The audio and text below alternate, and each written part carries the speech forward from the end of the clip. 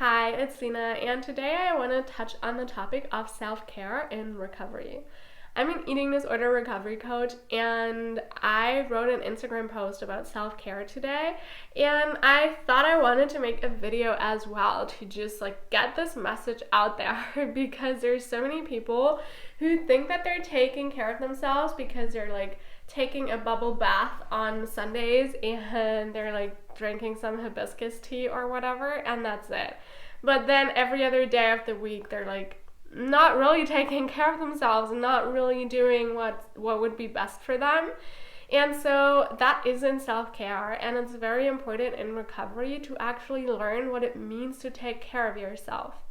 On the most basic level, it means that you fulfill your own needs. That can be very basic needs, like the need for sleep, the need for food, the need to use the bathroom. So check in with yourself for a moment and ask yourself, wait a minute, do I actually go to sleep when I'm tired? Do I actually feed myself when I'm hungry? Do I actually go to the bathroom when I have to pee? Right? Because that tells you a little bit about your self-care, your level of self-care. And there's so many different lists out there of things you can do for self-care, but I want to leave you with the biggest one. It's so simple, but it's so crucial, and it's this one. Are you ready?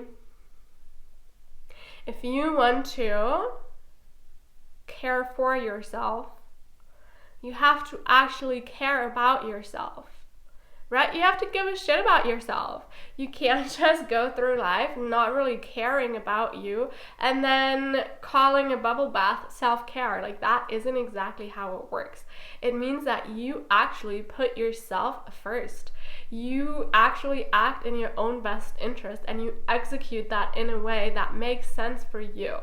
Nobody else can tell you what it means to really take care of yourself. You have to get in touch with your actual needs, with your actual desires, and you really have to develop the discipline to follow ruthlessly what is best for you. And that is what it actually means to take care of yourself. But the prerequisite that a lot of people tend to ignore is that you have to care about yourself. You have to matter to yourself.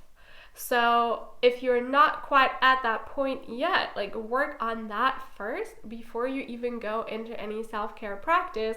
Because if you're just doing these things to take care of yourself and it doesn't really bring you joy or it doesn't really fulfill your unique needs, then it's the opposite of self-care. Then you're just doing something to cross it off of a list or because you think that you should.